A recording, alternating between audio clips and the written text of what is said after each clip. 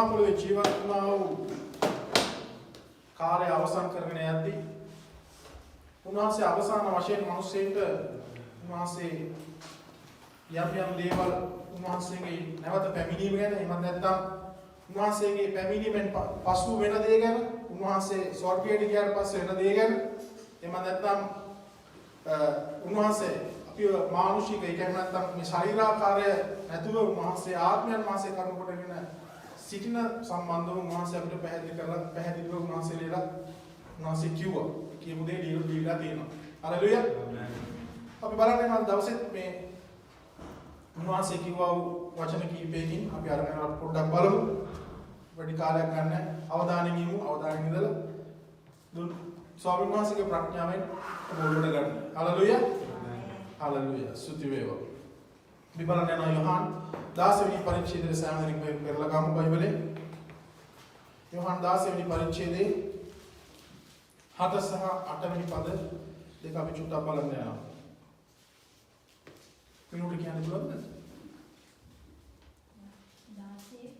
16 7 සහ 8. එසේ වීනුත් මම නුඹලාට සැබෑක් කියමි. මාගේ අහක යෑම නුඹලාට ප්‍රයෝජනවත්ය. මක්නිසාද මා අහක නොගියොත් සැලසිලි කාර්යාලයන් වහන්සේ නුඹලා ළඟට එන්නේ නැත. නමුත් ගියොත් උන්වහන්සේ නුඹලා වෙත එවන්නේ. හalleluya. ඔබට පැහැදිලි කියලා මම විශ්වාස කරනවා. යේසුස් වහන්සේ කියනවා මම මේ මහ පොළොවේ හිටියොත් එහෙම උඹලට ඊට වැඩිය ලොකු දෙයක් හම්බෙන්න යනවා. ඒ දේ හම්බෙන්නේ නැහැ. ඒ නිසා මම උඹලගෙන් ශරීරාකාරයෙන් අයින් වෙන්න යනවා. මේකයි මේ කෙටියෙන් කියන්නේ. අපි 8 වෙනි පදේ බලමු. උන්වහන්සේ ආකාර පාපය ගැනද ධර්මිෂ්ඨකම ගැනද විනිශ්චය ගැනද ලෝකයාට අඟවා දෙනසේක. ආමෙන්. හalleluya. කාරණා තුනක් ගැන කියනවා. කවුරු ආපුවාමද? උන්වහන්සේ ආපුවාම සුද්ධාත්මයන් වහන්සේ ආපු කල උන්වහන්සේ අඟවල දෙන්න යනවා කාරණා තුනක් ගැන. මේ කාටද කියන්නේ? ඔව්. මෙතන කියන්නේ මොකක් කියලාද? උන්වහන්සේ ආකල පාපය ගැන ධර්මිෂ්ඨකම ගැනද විනිශ්චය ගැනද ලෝකයාට අඟවා දෙනසේක. ඒ කියන්නේ අපි ගැනද? අපහැදිලිද? නෑ, කිසි අපහැදිලිකමක් නෑ. අම කෙනාට මඟවල දෙනවා සුද්ධාත්මයන් වහන්සේ ආපු කල. සුද්ධාත්මයන් වහන්සේ ආපු ගමන් අපිට කියලා දෙන්නා වූ මේ පළවෙනිම කාරණා තුන තමයි මේ කියන්නේ. හalleluya. පළවෙනිම ප්‍රථම කාරණා තුන තමයි මේ කියන්නේ. පාපය ගැන කියලා දෙනවා. ඒ වගේම ධර්මිෂ්ඨකම ගැන කියලා දෙනවා. ඒ වගේම විනිශ්චය ගැන කියලා දෙනවා. මේ කාරණා තුන ගැන මම චුට්ටක් අද දවසේ ඔබත් එක්ක බෙදා ගන්න කියලා ස්වාමීන් වහන්සේ මම හදවතේ තිබ්බා වූ මේ වචනයත් එක්ක අද බලන්න යනවා. මොකද්ද මේ පාපය? කොහෙන්ද ඉපදුනේ මේ පාපය? පාපය කියන නම එහෙම නැත්නම් පාපය කියන වචනය කොහෙන්ද ඉපදුනේ? පාපය කියන වචනේ ඉපදුනේ ලෝක ආරම්භයේම. අපි උපත් පොතේ ඉන්නම තමයි පාපය ආරම්භ වුනේ. ඒකට හේතුව මොකද වුනේ? දෙවියන් වහන්සේ මේ ලෝකෙ මවලා එපා කියපු දේ කරපු එකත් කියපු දේ කරපු නැති එකත් එපා කියපු දේ කරපු එකත්. මොනවාසේ පද කිව්වේ? මේ බලලා දුන්නා මේක මවලා ලෝකෙ මවලා මේ ලස්සනට දුන්නා දෙන්නට. ඊළඟ බලලා ඕන දෙකින් මේ කන්න පුළුවන් නිදහස් සම්පූර්ණ නිදහස තියෙනවා. මොකද එක තැනකින් කන්න එපා. එච්චරයි වෙන කිසි දෙයක් කිව්වේ නැහැ. එතකොට මනුෂ්‍යයාගේ ස්වභාවය කියපු දේ කලේ නැහැ. එපා කියපු දේ කළා.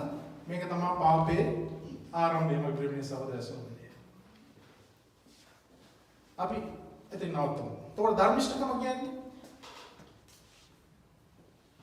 මොකක්ද? ධර්මිෂ්ඨකම කියන්නේ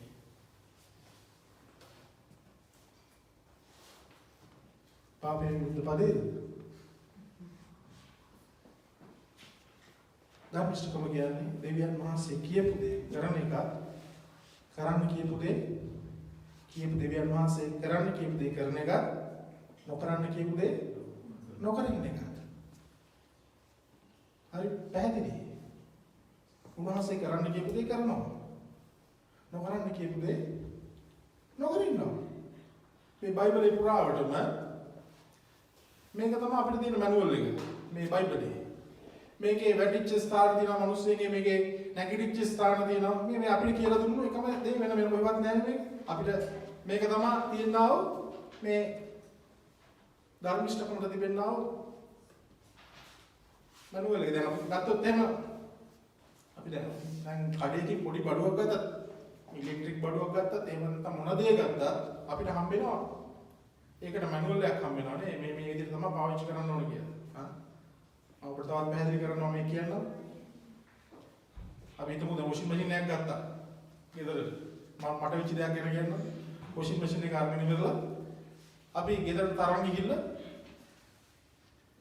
කරන්ට් එකට ගහලා වතුර ටැප් එකට හයි කරලා රෙදිත් ඇතුළට දාලා කුඩු දාලා ඔක්කොම දාලා නැත්තම් ලික්විඩ් එකේ මම මේක දාලා වහලා දැන් ඔන් කරා. හරියනවද? අපි වැඩ කරලා තියෙන්නේ අපිට ඕන විදියට. අපිට ඕන විදියට තමයි වැඩේ කරලා තියෙන්නේ. හරි කියලා හිතාගෙන. තප්පර දෙකකින් තුනකින් නටන්න පටන් ගන්නවා. ඔය මෙන්න නටන්න පටන් ගන්නවා. මොකද මැනුවල් එකේ තියෙන්නේ එහෙම නෙමෙයි. මැනුවල් එකේ තියෙන්නේ ගෙදර අරන් ගිහලා උඹලා මේක ඇනවා වගේ තියෙන එක ගලවලා හරියට පිළිවෙලට හදාගෙන ඉන්න. අපි ඒ ආකාරයට නෙමෙයි. අපි ගොඩක් වෙලාවට යන්නේ මේ ප්‍රේමී සහෝදරය සහෝදරිය අපිට ඕන ආකාරයට දෙවියන් වහන්සේ වචනයක් දීලා තියෙනවා. දෙවියන් වහන්සේ මේ විදිහට යමලා කියලා තියෙනවා. නමුත් ඊට එහා ගියාම අපිට ඕන ආකාරයේ අපි හරියයි කියලා හිතා ගන්නවා. අපි හරියයි කියලා හිතා ගන්නවා. ඒ දේ තමයි අපි ක්‍රියාත්මක කරන්න ගොඩක් වෙලාවට උත්සාහ කරන්නේ. මෙන්න මේ කාරණාව නිසා තමයි ඒ කාරණාවට තමයි විනිශ්චය කියලා දෙයක් දෙවියන් වහන්සේ දුන්නේ. තේරුම් ගන්න. පාපය, ධර්මිෂ්ඨකම, විනිශ්චය.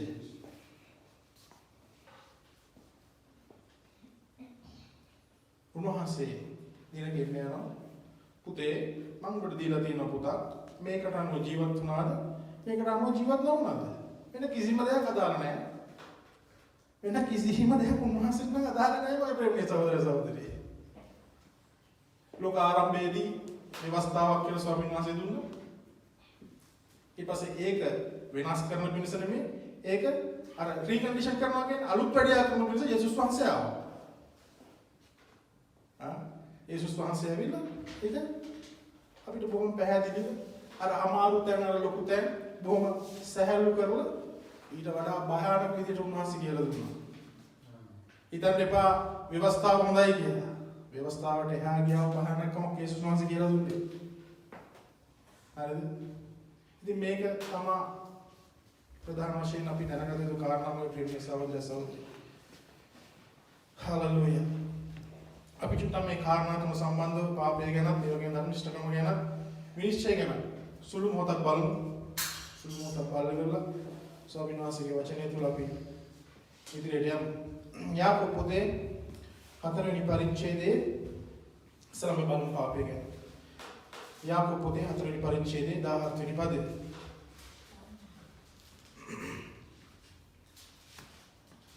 යාකෝබ 4:17 එබැවින් යමෙක් යහපත කරන්නට දැන ඒ නොකරන්නේ නම් ඔහුට ඒක පාපය. පැහැදිලි මේක මේ අර බොහොම සහැල්ලුවෙන් කියන්නේ. බොහොම සහැල්ලුවෙන් කියනවා. එබැවින් යමෙක් යහපත කරන්න දැන ඒ නොකර ඉන්නවා නම් ඒක පාපය. වෙන කිසි අර භයානක වචන මුකුත් නැහැ. භයානකමක් බරපතලකමක් ඒ මුකුත් නැහැ. පාපය එච්චරයි වෙන කිසි දෙයක් නැහැ. යහපත කරන්න දැනගෙන අපි ඒක නොකර ඉන්නවා නම් ඒක පාපය. හරිද?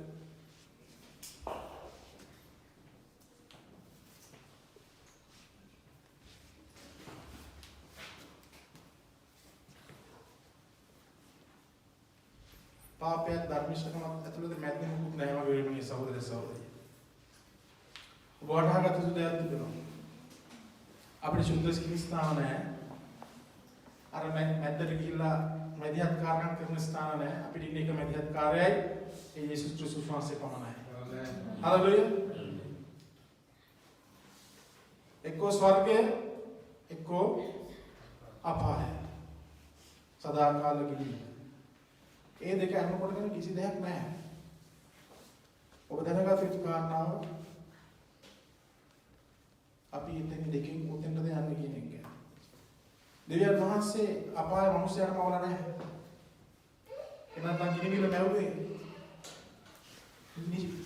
මිනිස්සු දවසේ සාතට අයිති කරලා දෙන්න මිසක් මිනිස්යාට අයිති දෙන්න ගිනිවිලක් නැවුවේ නැහැ.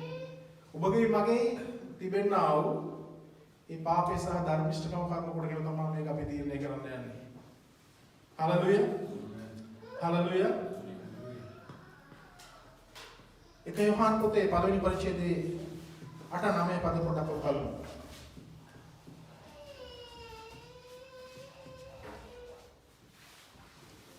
අපට පාපේ නැතේ කියනනම් අපි අපව රවටා ගනිමු.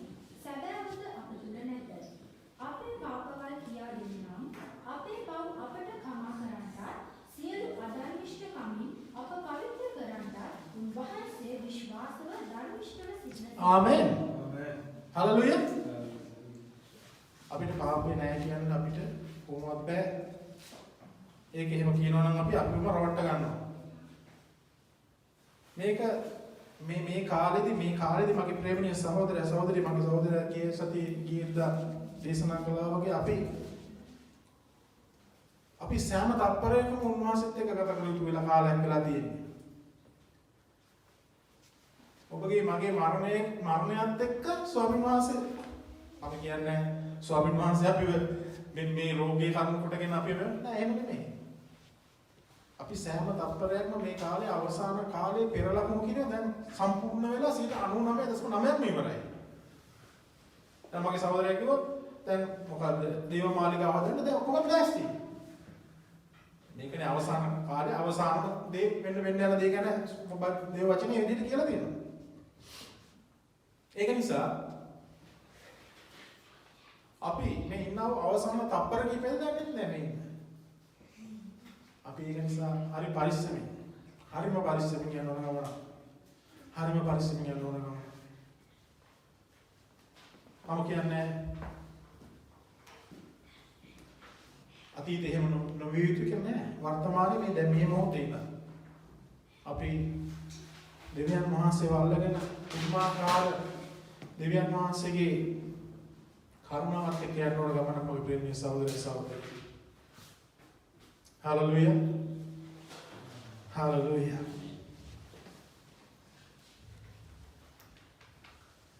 නමුත් උන්වහන්සේ කියන අපේ පාපවලට කියදන්නම් අපේ පව් අපට කමා කරන්නත් සියලු අධර්මිෂ්ඨකම් අපව පවිත්‍ර කරන්නත් උන්වහන්සේ විශ්වාසව ධර්මිෂ්ඨව සිටිනසේක. අපේ අඩුපාඩුකම් අපේ පාපයන් අපේ දුර්වලකම් උන්වහන්සේට කියලා දුන්නාම උන්වහන්සේ ඒවට උත්තර දෙන්න උන්වහන්සේ ලෑස්තිලා ඉන්නවා කියලා මේ වචනේ කියනවා. හලෙලුයා. මනුෂ්‍ය විදිහට මම එකයි කිව්වේ මනුෂ්‍ය විදිහට අපි නොදන්න විදිහට නොසිතන විදිහට අතපසු වීම වෙන්න පුළුවන්. අපි දන්නේ නැතුව සමහර ලාවට අපි දන්නේ යක් කෙනෙක් හිතක් විතර තියෙන්න පුළුවන්. නොදෙමත් දැනත් අපි හිතට දැනගන්න පුළුවන්. අපි මේ පාපය කියන විදිහට ගණන් ගන්න ගොඩක් වෙලාවට මම මේ සහෝදර සහෝදරිය කාවට ගිහිල්ලා බෙල්ල කපලා මරලා දැම්මු. එහෙම නැත්නම් කාටට ගිහිල්ලා පෙරලගෙන ගැහුවොත් කාගේ හරි දෙයක් හොරගම් කළොත් කාගේ හරි දෙයක් බලෙන් හරි නැත්නම් කොහොමද ලබා ගත්තොත් අපි දැන් ඒ ස්ථානවල නැහැ වෙන්න පුළුවන්. අපි ඒ ස්ථාන නැහැ වෙන්න පුළුවන්. ඔබේ මනස පවිත්‍ර කරගන්න හැම මොහොතකම. මම කියන්නේ ඒකයි. යේසුස් වහන්සේ ඒකයි කිව්වේ. ඔබගේ ඇස් දෙක ඔබට බාධාවක් නැහැ. ඇස් දෙකෙන් එන්නා වූ දේ එන්නේ කෙලින්ම මනසට.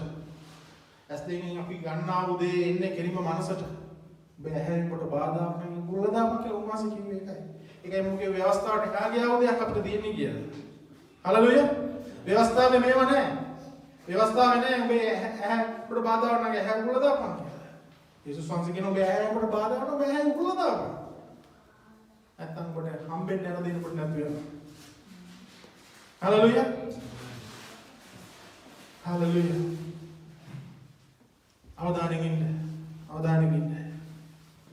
ස්තුති වේවා ස්වාමීනි. හලලුයා.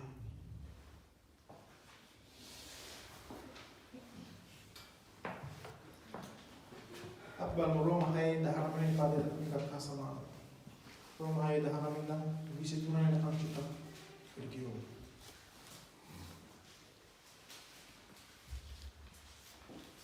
නුඹලාගේ මානසික දුර්වලකම් නිසා මනුෂ්‍ය ව්‍යවහාරයෙන් කතා කරනවා. ආමෙන්.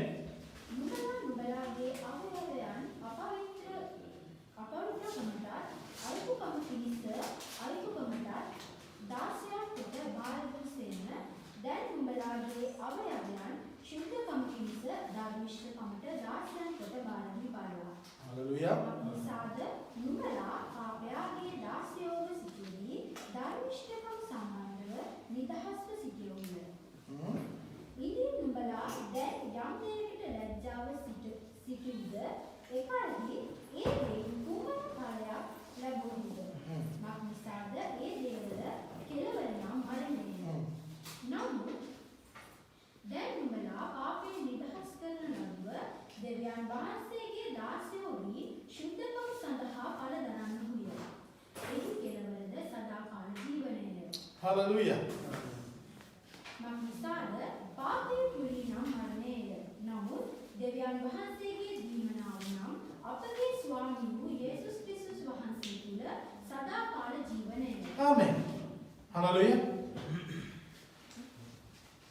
මෙතන මේ මට විශේෂම ගතිය පදෙන්නේ මෙතන වගේ සහෝදර. ඉතින් නුඹලා දැන් යම් දෙයකට ලැජ්ජාව සිටියුද එකල්හි ඒ දෙයින් කුමන ඵලයක්ද? ඵලයක් ලැබුවොත් මක්නිසාද ඒ දේවල් කෙලවර නම් මරණය. අපේ පාපය අපි ස්වාමීන් වහන්සේට කියලා දෙන්න තු අපි ඒක ලැජ්ජාවෙන් ඉන්නකොට ස්වාමීනි මගේ අතින් මේක අඩුපා මේක වුණා මම මේ පාපයත් එක්ක ගිහිල්ලා හිටියා නැත්නම් ඉන්නවා ස්වාමීනි මගේ මේ පාපේ මගෙන් අයින් කරලා දෙන්න මට උදව් කරන්න කියලා කියන්න ලැජ්ජා ස්වාමීන් වහන්සේට ඒකේ ප්‍රතිඵලය මරණය කියලා උන්වහන්සේ කියනවා සදාකාල ගිනිවිලි විතරයි ඉතුරු වෙන්නේ මගේ ප්‍රේමී සහෝදර සහෝදරිය අපේ තාත්තට එහෙම නැත්නම් අපිව බිහි කළා වූ අපේ මාවට එහෙම නැත්නම් පියාට අපිට කියන්න බැරි දේ අපේ ස්වර්ගීය තාත්තත් එක්ක අපිට කතා කරන්න පුළුවන්. හලලුයා. ස්වර්ගීය තාත්තත් එක්ක අපිට කතා කරන්න හරි ලේසියි. ඔබගේ ඇස් දෙකෙන් ඒ ඔබ කළා වූ වැරද්ද ගැන ස්වාමීන් වහන්සේට හරි මනස්තාපයක් වුණා නම් ඔබේ ඇස් දෙකෙන් කඳුළු වෙනවා. ඔබගේ ඇස් දෙකෙන් කඳුළු වැක්කෙනවා වගේ ප්‍රේමී සහෝදරයෝ. මේ ස්වාමීන් වහන්සේ අන්න එතෙන්ට ඔබ ආවම අන්න එතන තමයි හරි කියලා දැනෙන්නේ. හලලුයා. ඔබ හිතාගන්න. ඔබගේ වැරද්ද ස්වාමීන් වහන්සේත් එක්ක ගනුදෙනු කරලා ස්වාමීන් වහන්සේට කිව්වහම ඔබගේ ඇස් දෙකෙන් කඳුළු යනවා නම් අන්න ස්වාමීන් වහන්සේ ඔබට උත්තර දීලා එතනින් එහාට එන්නේ ඉවරයි. ආයෙ එකත් එක්ක ගියන්න එපා. ආයෙ එකත් එක්ක යටත් වෙන්න එපා. ආයෙ එකත් එක්ක ආයෙ කුණු ගන්න අවශ්‍ය නැහැ. තාත්තා ඔබට සමාධිය ඉවරයි. ආයෙ එකට නොගින් ඉන්න එක තමයි. අනේ ආයෙ එක නොකර ඉන්න එක තමයි. එතෙන්ට තමයි සුද්ධාත්මයන් වහන්සේ කියනවා. හලලුයා. හලලුයා. හලලුයා. අපි දැන් බලමු. ඊළඟ පද බලන්නත් එක්ක ධර්මිෂ්ඨකම් ගැන පොඩ්ඩක් බලමු. වැඩි කාලයක් ගන්න ඉස්සරලා. හලලුයා. රෝම 3 වෙනි පරිච්ඡේදයේ 10 වෙනි පදය.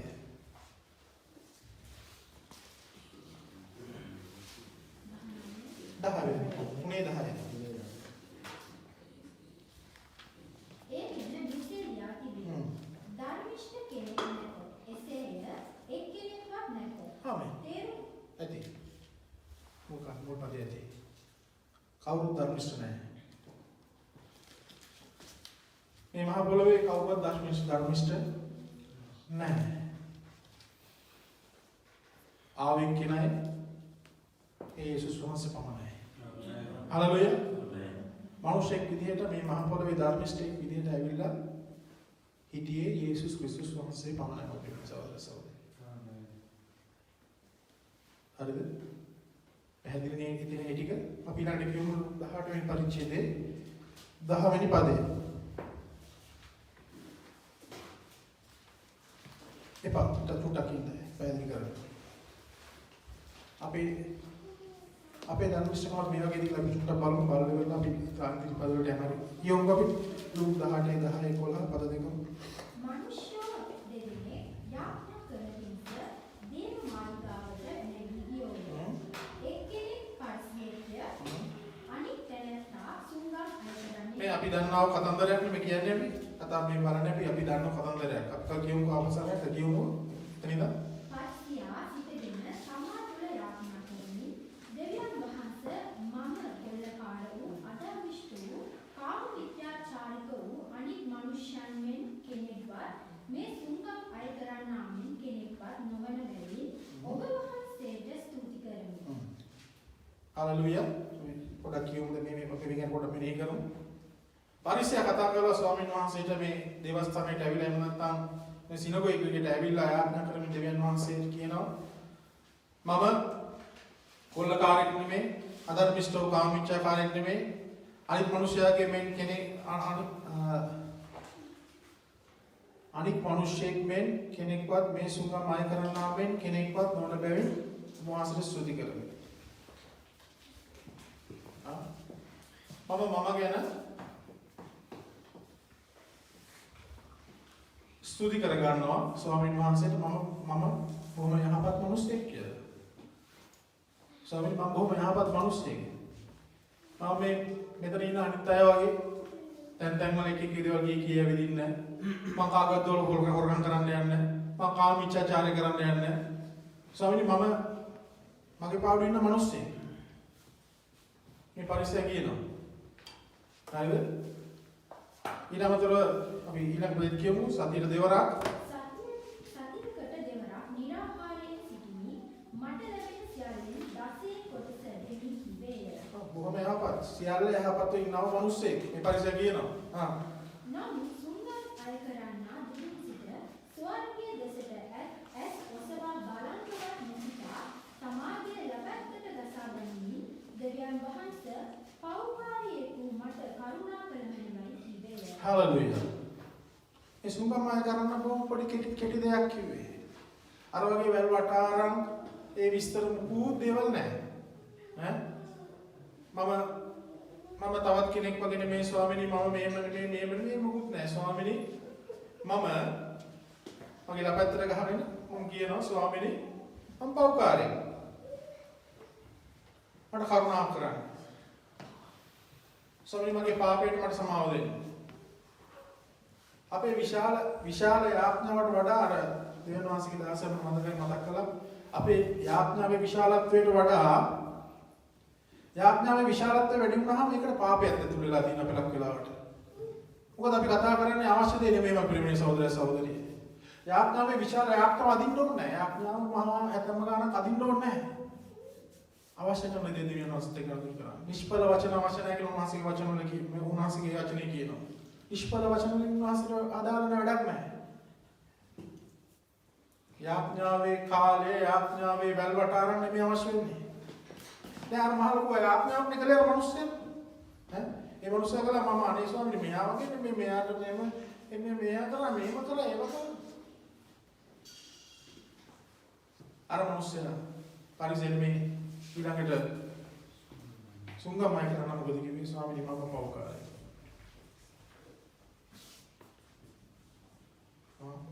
එදා මුස්සේ දෙපැත්තට කොහොමද දෙන්නා වගේ. බොහොම සුළු දෙයක් නෙමෙයි. අර මනුස්සයාට වැල් වටානම් කියද්දි උඹ තේරුම් කරලා නෙමෙයි නේද? පොඩි දෙයක් කිව්වේ ස්වාමීනි මාව සීකරන්න. අපේ පාපේ මගේ ප්‍රේමීය සහෝදර සහෝදරි කියලා දෙන්න මොහොත අත්තර ගන්න යෝනා. අපිව ධර්මිෂ්ඨ කරන්න ස්වාමීන් වහන්සේ පැය ගණන් බලන් ඉන්නේ නැහැ. හරිද? මේ ධර්මිෂ්ඨකම රැක ගන්න ඕන ඒකට දැනගන්න ඕන. අපිව ධර්මිෂ්ඨ කරන්න පැය ගණන් උන්වහන්සේ බලන් ඉන්නේ නැහැ. මේ තප්පරෙන් උන්වහන්සේ අපිව ධර්මිෂ්ඨ කරනවා. හලෙලුයා. ඔබේ පාපේ සම්පූර්ණයෙන් උන්වහන්සේ තප්පරෙන් අපෙන් අයින් කරනවා. හැබැයි උන්වහන්සේ දෙක හරිය නඩුනවා කරන්න ඕන. මම කිව්වේ අපේ ඇස් වලින් කඳුළු යනවා නම් බොරුවට නෙමෙයි අපේ ආත්මෙට දැනෙනවා. අපේ ආත්මෙට දැනෙලා ඒක ආත්මයන්හා අපේ ඇස් වලින් කඳුළු යනවා නම් ස්වාමීන් වහන්සේ ඔබට කතා කරලා තියෙනවා. ඒ කියන්නේ ඔබට උත්තර දීලා තියෙනවා. කතා කරලා තියෙනවා උත්තර දීලා තියෙනවා මගේ ප්‍රේමයේ සහෝදරයෝ. අපි ආයේ පාපයෙන් දුන්න ධර්මිෂ්ඨකම ගැන කතා කරන්නේ. ඉතින් ස්වාමීන් වහන්සේ අපිත් මේ වගේද කියන තැනට මම එන්න අවශ්‍ය මම ඒකයි මම ගත්ත මේ වචනේ. අපිත් මේ වගේද? අපිත් මේ පරිසය වගේද නැත්නම් සුංගමයි කරනවා වගේද? කොයි ආකාරයෙන්ද? අපි පරිසය වගේ අනිත් අය දෙගෙන කතා කරලා උන්වහන්සේට ලොකු යාඥාවකින් අපිව බාර කරගන්නවද? එහෙම නැත්නම් සුංගමයි කරනවා වගේ මගේ වැරද්ද මේකයි ස්වාමීනි මට සමාව වෙන්න කියලා උන්වහන්සේත් එක්ක කොහොම කෙටි බොහොම සුළුයි. මොම නිදහස්. උන්වහන්සේ බලාපොරොත්තු වෙන මෙන්න මේ දේ මම කියන්නේ සහෝදර සහෝදරි. හලෙලුයා.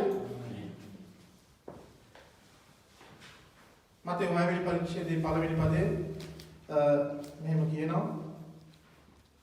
මතේ 6:1 මනුෂ්‍යයන්ට පෙරණ පිණිස ඕන ඉදිරියේදී නුඹලාගේ ධර්මිෂ්ඨ ක්‍රියා නොකරන්ට බලා ගනිලා. නැතොත් ස්වර්ගයේ සිටින නුඹලාගේ පියාණන් වහන්සේ වෙත නුඹලාගේ විපාකයක් ඇත්තේ නැත. ආමෙන්. හලෙලුයා. තවත් දෙයක්.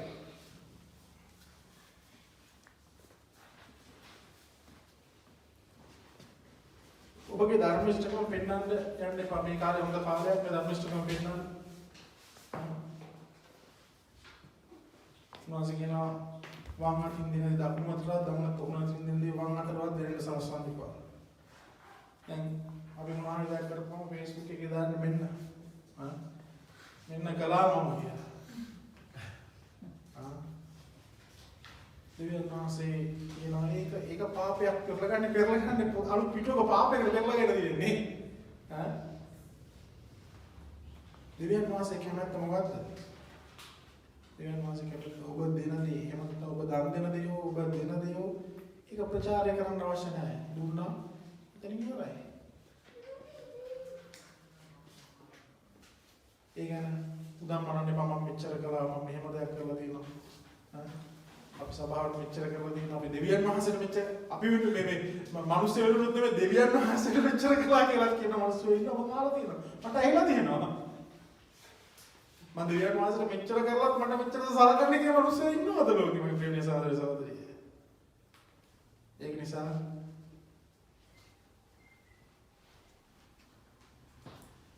මේවට තමයි විශ්ය කියන එක එන්නේ ඔබ පරිස්සම් වෙන්න. ඔබ කරන හැම දෙයක්ම ස්වාමීන් වහන්සේට කියලා හිතලා කරන්න. මිනිස්සුන්ට පෙන්න පික්ස කරන්න එපා කිසි දෙයක්. ඒ මොහොත දෙන්නේ පියන් වහන්සේ විතර බලලා විපාකයක් තියෙනද විපාකයක් ගන්න හම්බෙන්නේ නැහැ. විපාකයක් කියන්නේ ඔබට සහනයක් එහෙම නැත්නම් ඔබට යහපතක් හම්බෙන්නේ නැහැ කරන දේවල්. ඒක නිසා ඔබ කරන හැම දෙයක් කරන ඔබ ගණන් දීමක් නිශ්චයක් තියනවා කියන එක හිතේ තියාගන්න. හලෙලුයා. හලෙලුයා. හලෙලුයා. රෝම දෙවෙනි පරිච්ඡේදයේ 14 වෙනි පදය.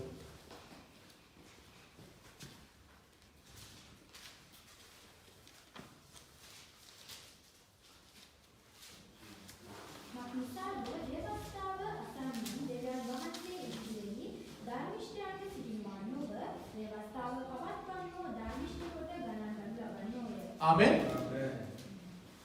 බයිබලයේ කියවන්න බයිබලයේ කඩන කවුද? මොනවද බයිබලයේ කඩපාඩම්ලු උපත්ීන එළිදරවරනක සම්පූර්ණ කඩපාඩම්ලු බයිබලයේ.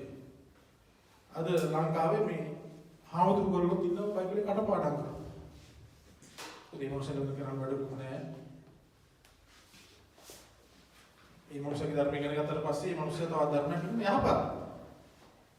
බයිබලයේ කඩපාඩම් කළාට වැඩක් නැහැ. බයිබලයේ තුල පැවැත්මක් නැත්නම් මේ තුල පැවැත්මක් නැත්නම් කිසිම වැඩක් නැහැ.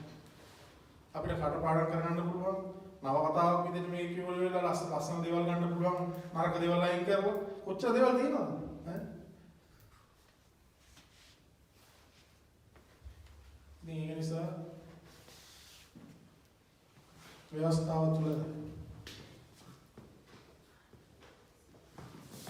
තව දෙයක් මාගේ වචනය අස්සා ඒවා නොපවත්වන්නේ නම් මම ඔහු විනිශ්චය නොකරමි මක් නිසාද මා ආවේ ලෝකේ ගලවන්න මිස ලෝකේ ගලවන්න මිස විනිශ්චය කරන්න නොවේ කියලා යෝහන් 12 පරිච්ඡේදයේ 47 වෙනි පදයේ කියනවා.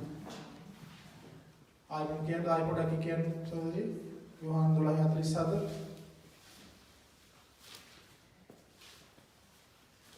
අපි විනිශ්චය මම මේ කියන්නේ ගේම අපි විනිශ්චය කරනවානේ. අපි විනිශ්චය මොනසෙ නොකර ඉන්නේ නැහැ. අර මෙහෙමයි මොකට මෙහෙමයි සලකුවේ අපි දන්නේ නැහැ මේ මොනසෙ එහෙම දෙයක් කරලා දිතේවත් තියනවාද කියලා. නමුත් අපි විනිශ්චය කරලා මේ මොනසෙට නිවිල පාර දීලා ඉවරයි. ගොඩක් වෙලාවට. අපි ගොඩක් වෙලාවට එහෙමයි. අපි ගොඩක් වෙලාවට අපාය යවලා මේ මොනසෙව අපායේ තාම ඉන්නේ සාතන් විතරයි බාර දීලාදී අපි ගොඩක් වෙලාවට බාර දීලා ඉවරයි. ඒක නිසා මේක යේසුස් වහන්සේත් මේ මහ පොළොවේ ඉඳි කාවත් නිශ්චය කරන්න කියන්නේ. උන්වහන්සේ ඒකයි කියන්නේ මම ආවේ මේ පොළොවට විනිශ්චය කරන්න නෙමෙයි මනුස්සයන ගලවන්න පිළිස. ඒක නිසා ඔබටවත් මටවත් අයිතිය නැහැ කාගෙනවත් විනිශ්චය කරන්න. හලෙලුයා. ආයි පොඩක් කියමු දෙගන්නේ. යෝහන් 12:47 වෙනි පදේ මම කිව්වේනේ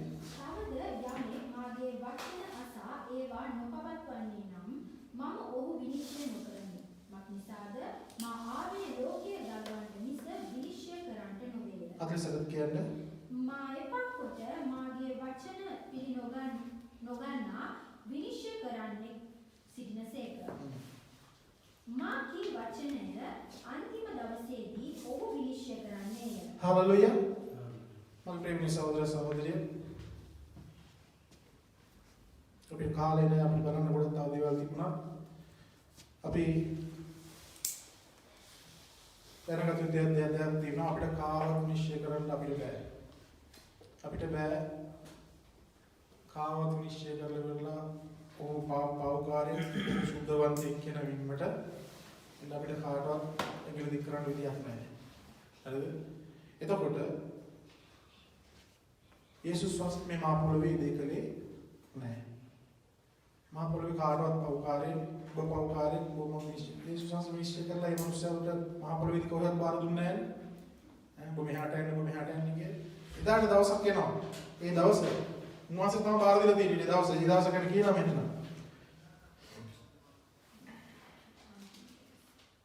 යෝහන් 3 වෙනි පරිච්ඡේදය 18 වෙනි පදයක් කියලා ගමු. අපි ඉක්මනින් බලන්න යමු දැන්.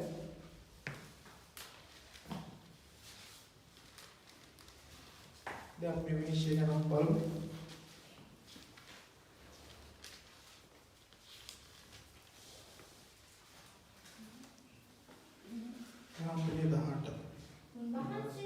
උන්වහන්සේ කෙරෙහි අදහා ගන්නා විනිශ්චය කරනු නොලැබේ.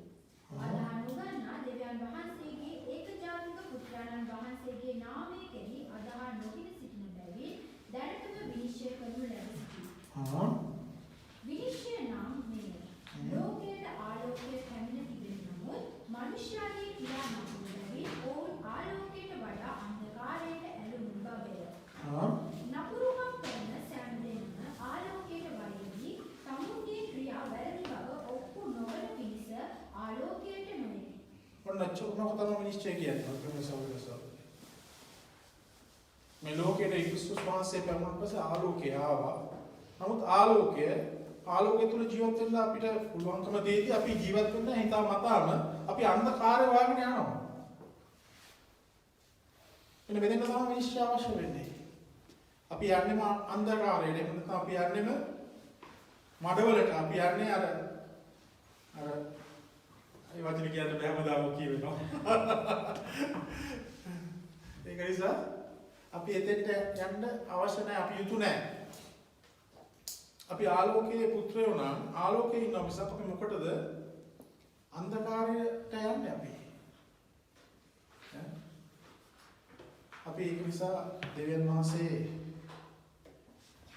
අපි ගණනලා තියෙන්නේ තවදුරටත් යේසුස් වහන්සේ කවුරු කොටගෙන අන්ධකාරේ ඉන්න නෙමෙයි. හරිද? ඒක නිසා අපි සිටිය යුත්තේ ආලෝකයේ. ඒක නිසා යෝහන් 5 වෙනි පරිච්ඡේදයේ 23 වෙනි පදයේ කියනවා පියාණන් වහන්සේ කවරෙක්වත් විනිශ්චය නොකොට සියලු විනිශ්චය පුත්‍රයාට දී තිබේ. පුත්‍රයාද ගෞරව නොකරනා ඌ පියාණන් වහන්සේට ගෞරව නොකරයි. මගේ ප්‍රේමී සහෝදර සහෝදරිය, එතකොට අපි දකිනවා දෙවියන් වහන්සේ විනිශ්චය දවසේදී අපි සෑම දිනෙකම විනිශ්චය දවසේදී උන්වහන්සේගේ අභිෂේකයට යන්න යනවා. හලෙලූයා. අපි සෑම දිනෙකම එදාට තමයි අපිව තීරණය වෙන්නේ කොහාටද යන්නේ කියලා. ඒක නිසා ක්‍රිස්තුස් වහන්සේ පොළොවේ විනිශ්චය නොකරපු ක්‍රිස්තුස් වහන්සේ එදාට අපවත් මාත් විනිශ්චය කරන්න යනවා. හලෙලූයා. ඒ විනිශ්චයට අපි යටත් වෙන්න ඕන. අපිට යටත් වෙන්න වෙනවා එදාට. එදාට බෑ අනේ ස්වාමීන් වහන්සේ කිව්වේ. අනේ පියාණන් අනේ ස්වාමීන් මම ඔබගේ නාමයෙන් යක්ෂය දුරු කළා. ඔබගේ නාමයෙන් ආස්කම් කළා. ඔබගේ නාමයෙන් මම ඉගෙනුවා. ඒ කිසි දෙයක් අදාළ නැහැ ස්වාමීන් වහන්සේට.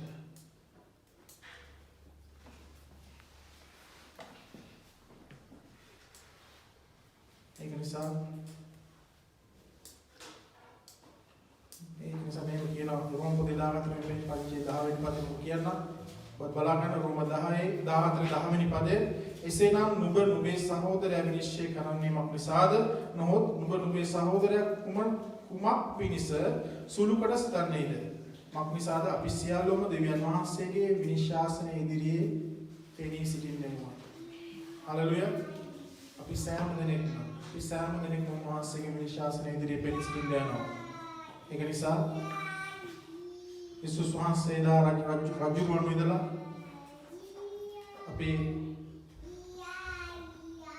ඒක විශේෂ ස්වාමීන් වහන්සේ වචනේ කියනවා බයිබල් පදේ මට ගත්තේ නැහැ.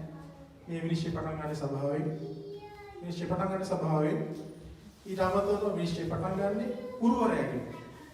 තවත් ඉහළට ගියාම ගුරුවරයා වන්න වචන තුල නැත්නම් කොහොමද ගෝලයේ ඇතෙන්ට යන්නේ? ඒක නිසා විනිශ්චය පටන් ගන්න සභාවේ විනිශ්චය ගුරුවරයාගෙන් තමයි ආරම්භ වෙන්නේ. ඒක නිසා මගේ ප්‍රේමී සහෝදර සහෝදරිය අපි සේවය කරන අය විදිහට සෑම දිනෙකම දැනගත යුතු දෙයක් තිබෙනවා. පාපේ වහල්කමින් අපිව මිදවලා ඉවරයි ක්‍රිස්තුස් වහන්සේ.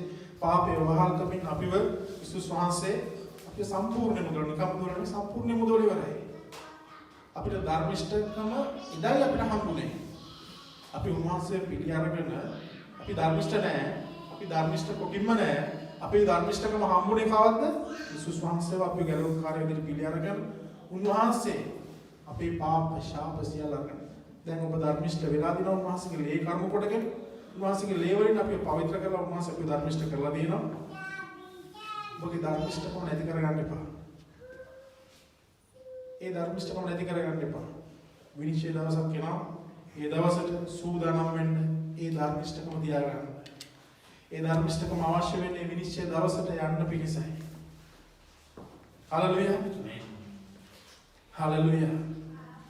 මම විශ්වාස කරනවා ඔබට වැටහුණා කියලා මේ අද තුන ගැන පාපය ගැන ධර්මිෂ්ඨකම ගැන සහ විනිශ්චය ගැන මේක තමයි ශුද්ධාත්මයන් වහන්සේ යේසුස් වහන්සේ කිව්වේ. මේ අපි එදින සුට්ට පල්ලයට බලමු. යෝහන් පොතේ අපි බැලුවේ 16 වෙනි පරිච්ඡේදයේ 12 වෙනි පදේ ඉඳන් පොඩ්ඩක් කියන්න ආරම්භ කරමු. 16 නුඹලාට කියන්න තව බොහෝ දේවල් මට ඇති තේරෙනවා. නමුත් දැන් ඒවා දරන්න නුඹලාට බැහැ. එසේ වී නමුත් උන්වහන්සේ එනම් සැබෑවගේ ආඥාන් වහන්සේ ආකල උන්වහන්සේ මුළු සත්‍ය කරා නුඹලාට මඟ පෙන්වන සේක. Hallelujah. Hallelujah. Once again, මට තව කියන්න දේවල් තිබුණා. ඔයාලට ඒවා උගලන්න තරම් අමාරුයි. නමුත් මම නැතුව ගියාම මගේ ආත්මයන් වහන්සේ ආපුවාම ඔයාලට මේ හැමදේම මඟ පෙන්වනවා. ඔයාලට උදව් කරනවා මේවා කියලා දෙන්න. ඔයාලත් එක්ක ඉදමින් මේ බැරි දේවල්, ඒ දරන්න බැරි දේවල් දරාගෙන යන්න උදව් කරනවා. Hallelujah. මගේ ප්‍රේමීය සහෝදර සහෝදරියන් වහන්සේ කොච්චර යහපත්ද? අපි ගැන කොච්චර හිතුවද? අපි ගැන කොච්චර හිතලාද? උන්වහන්සේගේ අර ගෝලියෝ කියනවා ස්වාමිනී ඔබ වහන්සේ හැමදාම අපිත් එක්ක ඉන්නේ නෑ ආවේ. හැමදාම ඔබ අපිත් එක්ක ඉන්නේ නෑ ආවේ ස්වාමිනී. එමෙ අපිව දාලා යන්නේ. මම කතා කියන්නේ ඇයි? එමෙට මුල පදේ එකයි අහන්නේ. ඇයි අපිව දාලා යන්නේ? තෝරන මාසෙන් මාසෙ උත්තරේ දෙන්න ප්‍රේමීය සහෝදර සහෝදරියන්. මම හිතියොත් බලට විතරක් ආශිර්වාදයක් වෙයි. නමුත් ලෝකය වෙනුවෙන් ආශිර්වාදයක් කරන්නයි මම ආවේ. ලෝකය වලන පිණිසයි මම ආවේ. ඒ නිසා මාසගේ ආත්මයන් වහන්සේට සෑම වෙලාවකම කීකරු වෙලා මාසගේ ආත්මයන් වහන්සේට කීකරු වෙලා මාසගේ ආත්මයන් වහන්සේ කියන දේ අහගෙන මේක ලෝකයට කියලා කිව්වේ අපි සෑම දෙනෙකුටම ආйти. හalleluya. අපි ලෝකයේ ඉඳලා තමයි මෙතෙන්ට ඇවිල්ලා ඉන්නේ. මේක කිව්වේ අර විනිශ්චයේදී පටන් ගන්නෙ මෙතනින්. පටන් ගන්න ස්වභාවයෙන්. ඒක නිසා ලෝකේ ඉන්න මිනිස්සුන්ට ගැන සහනයක් ස්වාමීන් වහන්සේ දෙයි කියලා විශ්වාස කරනවා. මම විශ්වාස කරනවා ලෝකේ ඉන්න මිනිස්සුන්ට ගැන සහනයක් ස්වාමීන් වහන්සේ දෙයි. නමුත් සබාවට සහනයක් නැහැ මොකද ඉස්සරහට. උන්වහන්සේගේ ගැන දැනගත්තු මිනිස්සයාට උන්වහන්සේගේ වචනය දන්න මිනිස්සයාට උන්වහන්සේගේ මේ මැනුවල් එක තුල යනවා මිනිස්සයාට උන්වහන්සේගේ මේ වචනය ඉගෙන ගන්නව මිනිස්සයාට කිසි සහනයක් හම්බෙන්නේ නැහැ. අපි දෙවියන් වහන්සේව අල්ලගත්ත කල් වැඩිද කියලා හිතන සමහරවල් තව පරක්කාරක් නෑ. මේ අපි ඉන්නේ අන්තිම තත්පරේ. ඔබ හරිම වෙලාවට හරිම දේ අපි තෝරගෙන තියෙනවා. ඒ නිසා දෙවියන් වහන්සේ තදින් අල්ලගන්න. ස්වාමීන් වහන්සේ තදින් අල්ලගන්න. පාපෙන් සෑම විටකම මිදෙලා මානසට එන්නා වූ පාපිෂ්ඨ අදහස් පවා ඒ වෙලාව ස්වාමීන් වහන්සේට කියලා පවිත්‍ර කරගන්න. පවිත්‍ර කරගන්න ඒ වෙලාව පවිත්‍ර කරගෙන ඉවරලා උන්වහන්සේත් එක්ක කාලය ගත කරන්න. උන්වහන්සේගේ ධර්මිෂ්ඨ වේවලට බාර කරන්න සෑම මොහොතකම ඒ ධර්මිෂ්ඨකමෙන් ඔබ විනිශ්චය කරන්න වාසේ යහපත් විනිශ්චය එහෙම නැත්නම් අවසානයේ අපිට හිමිවීමතාව මේ සදාකාලික උරුමය එහෙම නැත්නම් උන්වහන්සේගේ ස්වර්ග රාජ්‍ය උරුමය ඔබටත් මටත් ලැබෙන පිණිස උන්වහන්සේ යේසුස් වහන්සේ වෙනුවෙන් තමයි කන්ලව් කරන්නේ. ඔබ මාව වෙනුවෙන් මැදිහත්කාරකම් කරමින් යේසුස් වහන්සේ ස්වර්ගයේ සිට ඉඳේ තමයි දැන් මේ කරන්නේ. ඒක නිසා අපිට උදව් කරන්න උන්වහන්සේ ඉන්නවා. උන්වහන්සේ ස්වර්ගයේ ඉන්නවා, උන්වහන්සේගේ ආත්මයන් වහන්සේ පොළොවේ ඉන්නවා. සුද්ධාත්මයන් වහන්සේ අපට තුලින්දී අපිට කියලා දෙනවා. ඒ නිසා අපි සාමාන්‍යයෙන් නැගිටිමු නැගිටිලා ස්වාමීන් වහන්සේට ස්තුති කියමු. අදවසේ උන්වහන්සේ පාපය ගැන ඒ වගේම ධර්මිෂ්ඨකම ගැන ඒ වගේම උන්වහන්සේගේ විනිශ්චය ගැන ස්වාමීන් වහන්සේ මනින් කියන්නේ බයිබල් පොත ගොඩක් කරගෙන තියෙන